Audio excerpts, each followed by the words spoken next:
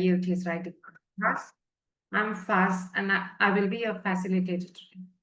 IELTS Tuition has evaluated over 3,000 essays and guided more than 500 students to their target schools. We are here to teach the specific strategy of IELTS success. Let's start by looking at what we'll cover in today's session. First, I'll give you a quick overview of the IELTS exam so you understand how the test is structured and where the writing component fits in. Then we'll focus on the writing marking criteria. This is extremely important because IELTS examiners do not mark randomly. They follow 4 very specific criteria. Once you understand these, it becomes much easier to improve your score. After that, we'll do a feedback review on the writing task 2 response.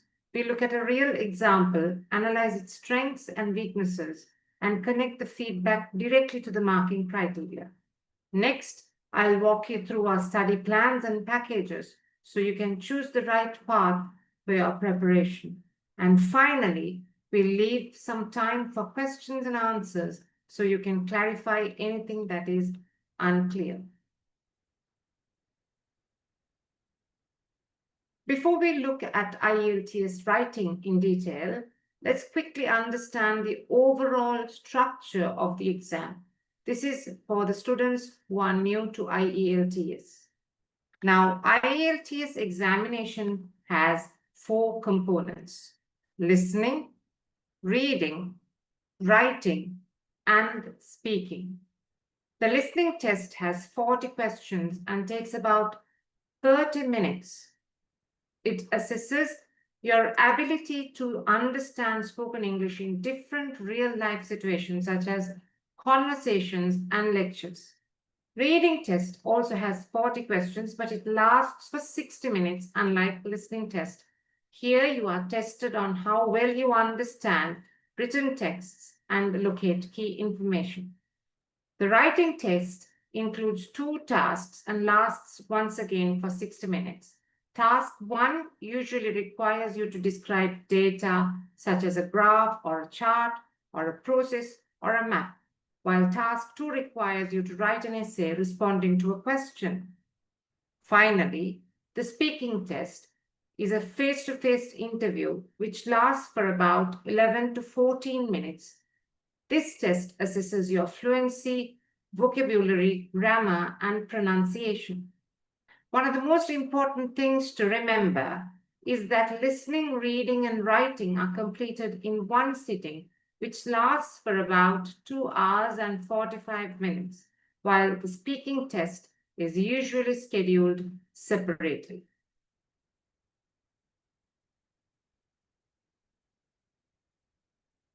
Also, the test is available in 2 versions: academic for university study and general training for work or migration purposes. Now let's look at how IELTS writing actually is marked, because many students misunderstand this part. A lot of students believe that the examiner simply reads the essay and gives an overall impression of the score, but that is not how the examination works. Every essay is evaluated using 4 specific criteria, and each of these contributes 25% to your final band score, which means if one area is weak, it can pull your entire score down, even if the rest of your writing is good. So let's look at each one carefully. The first criterion is task response. Now, this simply means, did you actually answer the question properly? Now, under task response, the examiners check 3 main things. Did you address all parts of the question? Did you present clear ideas or opinions? Did you support those ideas with explanations or examples? Many students lose marks here because they partially answer the question. Some students write full essay explaining the causes. Let's say if the question is on causes and solutions, but they only mention the solutions briefly in one sentence at the end. Even if the writing then, if it is grammatically correct, the examiner still will lower the score because the task was not fully completed. So strong task response means you answer every part of the question clearly and your ideas are developed. They are not just mentioned. The second criterion is called cohesion and coherence. Now, this is about organization and flow. In the examination, when you answer the question, the examiners would ask questions like, are the ideas arranged in logical order? Are the paragraphs clearly structured? Do the ideas connect smoothly from one sentence to the next? In simple terms, this is about how easy your essay is to follow. A well-organized essay usually has a clear introduction, 2 or 3 body paragraphs, each focused on one main idea, and a short conclusion for academic task 2. Cohesion also involves linking words. This could be signpost markers, adverbs, conjunctions. Now, you need to use linking words very carefully because many of the students think using a lot of linking words automatically increases their score. Well, it doesn't. If linking words are used too often or incorrectly, it actually reduces clarity. So good cohesion means your ideas connect naturally, not in a forceful or mechanical way. Next, we'll move on to lexical resources. Lexical resource. What is lexical resource? It means vocabulary. Uh, what the examiners will be looking at is the range of vocabulary that you use, whether the words are accurate and appropriate, whether you can paraphrase ideas effectively. Another myth is that students believe they need to use very complicated vocabulary to get high band score. Well, that again is not true. Using a simple word correctly is always better than using a complex word incorrectly. So the next criteria is grammatical range and accuracy. This evaluates 2 main things: the variety of sentence structures you use, the number of grammatical errors in your writing. A high-scoring essay usually contains a mix of sentence types, including simple sentences, compound sentences, and complex sentences.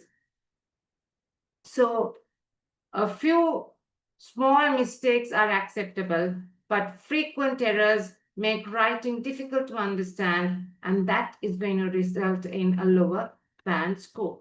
So the key idea here is that your band score is not based on one thing. It depends on all 4 criteria working together. So even if your grammar is strong, a weak task response can reduce your score. Even if your ideas are good, poor organization can also limit your band. And to achieve a band 7 or higher, you need to perform well in all 4 of these criteria that we have shown you. And this is what we are going to focus on when we mark, when we go through the essay that we have marked. Now we come to the most valuable part of today's session, where we will show you a writing task 2 answer written by one of our students. Now, Ahmed's overall band score for this mock was 7. He's got 7.5 for listening, 7 for reading, 6.5 for writing, and 6 for speaking. Now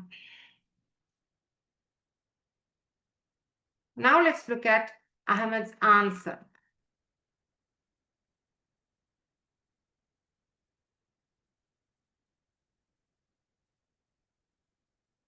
What you see here alongside the essay is a series of comments. Now, these comments highlight specific areas where the writing could be improved. They focus on things like idea development, vocabulary, precision, and clarity of argument. Now, let's look at the first comment. It says, the comma before, however, is grammatically weak because both parts are independent clauses. Now, what do I mean by that? The sentence contains 2 complete ideas, but they are joined with a comma before however. In formal writing, a comma cannot link two full sentences. This creates a comma splice. The idea should either be separated into two sentences or joined using a semicolon. Errors like this reduce the grammar accuracy score. So we have also given correct options on how to use the punctuation. Now let's look at the second comment. However, there are also some difficulties that might happen when organizations try to implement it. Now, here what we are looking at is the word choice. Happen is slightly informal and vague in academic writing. It's a very general and commonly used everyday speech. Academic writing usually prefers more precise verbs that clearly describe the situation. So you can use words like arise, occur, and there are emerge to sound more formal and specific. It is important that you use more precise vocabulary, and that improves the lexical resource scope. Now let's look at the next comment. The paragraph explains the idea briefly but could develop it further. And then there is an example of how you can develop it further. The writer could explain how rest improves productivity, how burnout affects performance, how work-life balance reduces absenteeism. So here, the paragraph states that workers perform better when they have more rest, but it does not explain why this leads to a higher productivity. Strong IELTS essays usually develop ideas by explaining the cause, the effect, or the wider impact. When ideas are not fully explained, the essay loses marks for task response. Next, the student has said, employees can have more time to rest. Sorry, they may feel more relaxed and less stress.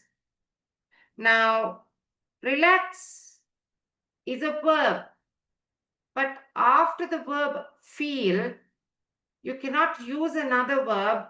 What you use has to be an adjective or an adverb, right? A sentence uses the verb relax where an adjective is required. That is the kind of sentence we just read now. After verbs like feel, English normally uses adjectives such as relaxed or stressed. Using the wrong form instead of an adjective, the student has used a verb, creates a grammatical error, a serious grammatical error, and that will reduce marks from grammatical accuracy. Then, for example, in some companies where the system was tested, employees said they were able to finish their task more efficiently.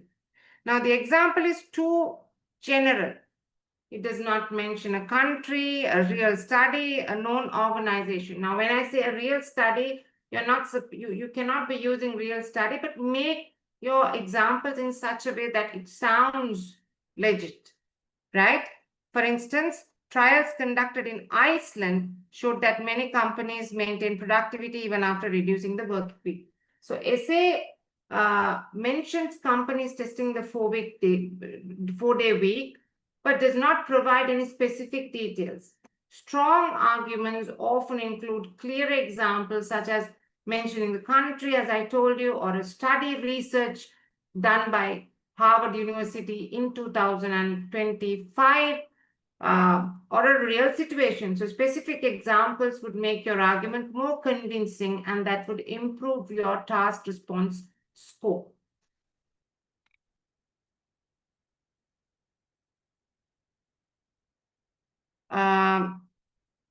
Improving employees' mental health. Now here, if you look at here, they have not used possessive form, although this particular sentence requires possessive form, right? So the sentence refers to mental health of the employees, but does not show possession correctly. Then we have given suggestions, the corrections and the alternatives.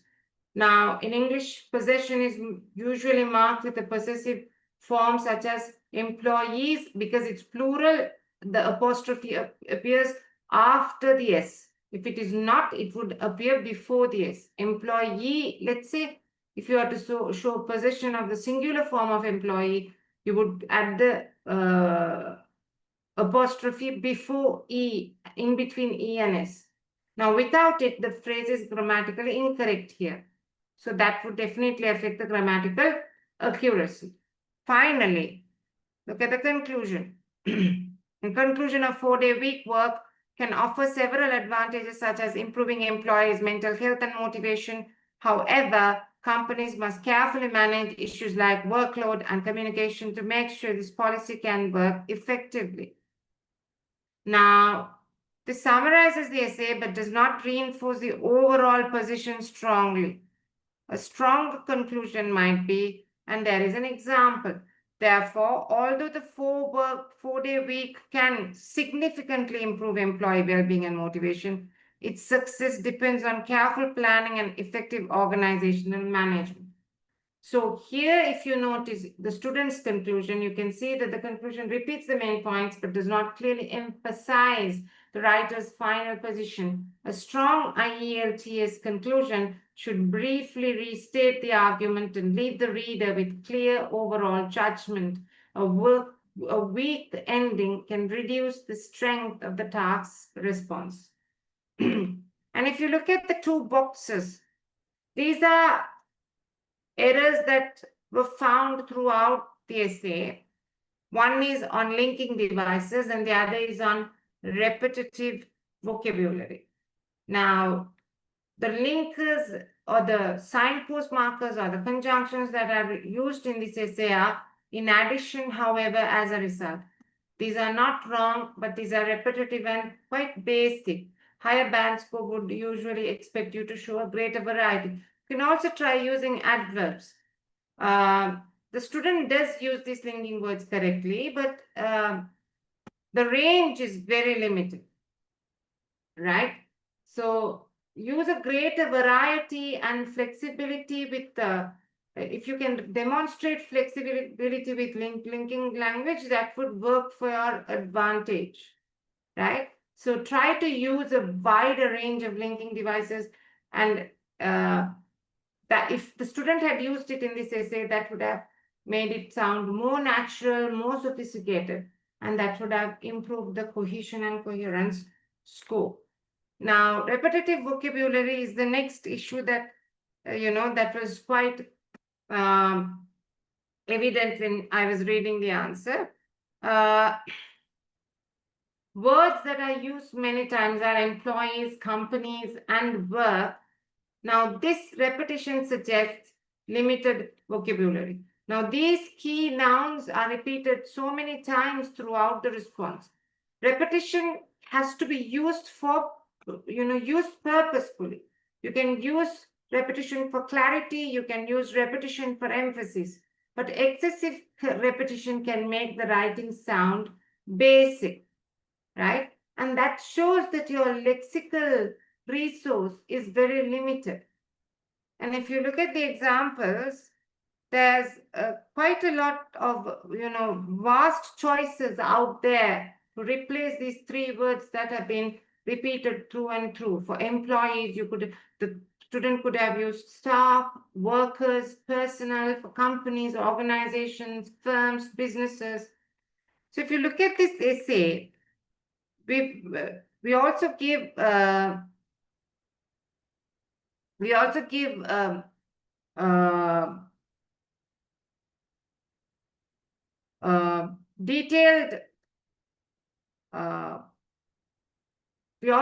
detailed feedback on the overall performance of the task. Overall, the essay answers the question, and it is generally well organized with clear paragraphs and relevant ideas. However, some points are fully developed, and the example used is quite general. Now, The vocabulary, like I explained to you, is appropriate but shows repetition and limited variety. And there are several grammatical and punctuational errors. Overall, this response is clear but would need stronger idea development, more varied vocabulary, and more accurate grammar to reach a higher band score. And then finally, you will see a sample answer provided after the feedback. This model answer shows how the same topic can be developed more effectively with clear explanations, strong examples, and more precise academic language.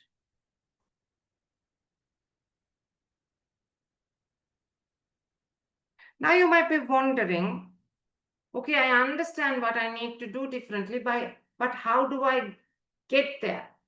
How do I develop these skills? And that is where IELTS tuition comes into play. Let's talk about our study plans because how you prepare depends entirely on how much time you have before your exam. We have three study plans designed for three different types of students depending on how soon you plan to sit for your exam. Now, the 2 weeks intensive plan is for someone who is expecting to do the exam quite soon. Let's imagine your exam is coming up very soon and you just registered or you realize you need to prepare quickly. Then the 2 weeks intensive plan is ideal for you.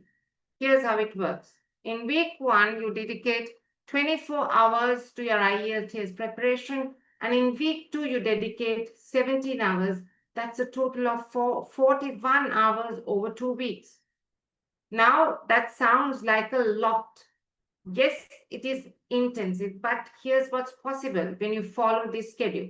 You can complete all tutorials, finish all activities, attend the mock exams, and receive tutor feedback all within 2 weeks. Now, this plan is designed for motivated students who have time to commit and need results fast. And by following this schedule, you can work systematically towards your target band score in a very short time frame.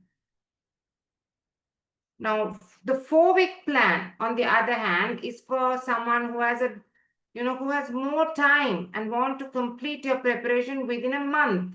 Then you can choose the 4 week plan. With this plan, you only need to spend around 11 to 13 hours per week to complete the full process within the 4 weeks. This is much more manageable in pace. You can fit your IELTS preparation around your work, university, and other commitments. You're still moving through the content efficiently, but without the intensity of cramming everything into 2 weeks. The 6 week study plan is for someone who has plenty of time and want a lighter, more stress-free approach. Then you should choose 6 week plan. With you just have to spend 7 to 8 hours weekly per week, and you can still complete everything step by step and be fully ready to achieve your preferred band. This is ideal for students who want to learn thoroughly, practice consistently, and build their skills gradually without feeling overwhelmed. You have time to absorb the strategies, practice them extensively, and really internalize what you are learning. So now your question must be, which plan should I choose? To do that, ask yourself, when is my exam date? How many hours per week can I realistically commit? Do I prefer intensive focus study or more gradual approach?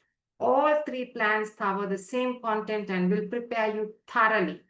The only difference is the timeline and the weekly time commitment, and that is at your convenience.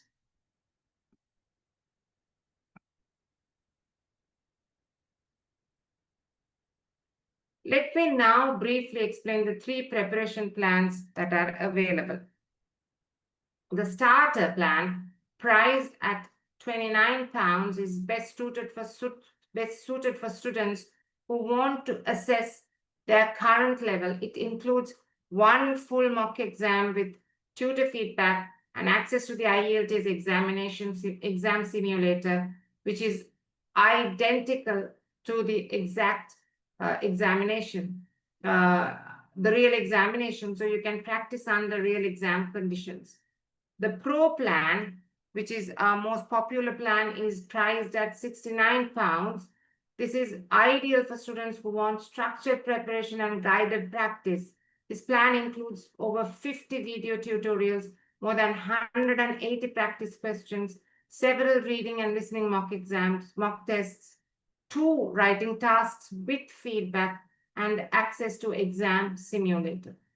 The premium plan, priced at £149, is designed for students who want the most comprehensive preparation.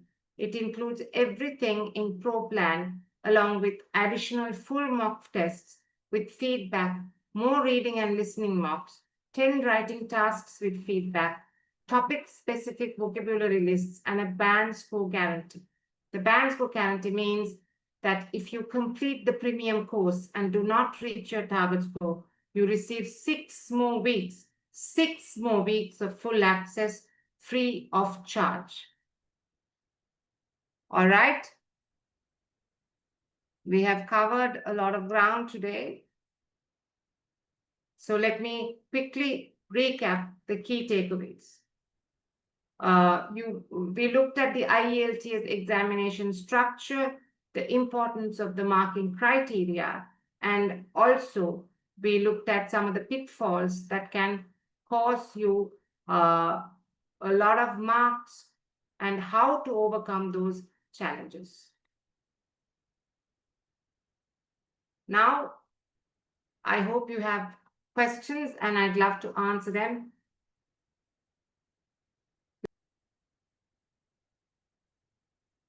Thank you so much for joining today's masterclass. I wish you all the very best in your IELTS preparation, and I hope to see you inside our platform soon. Good luck. Thank you.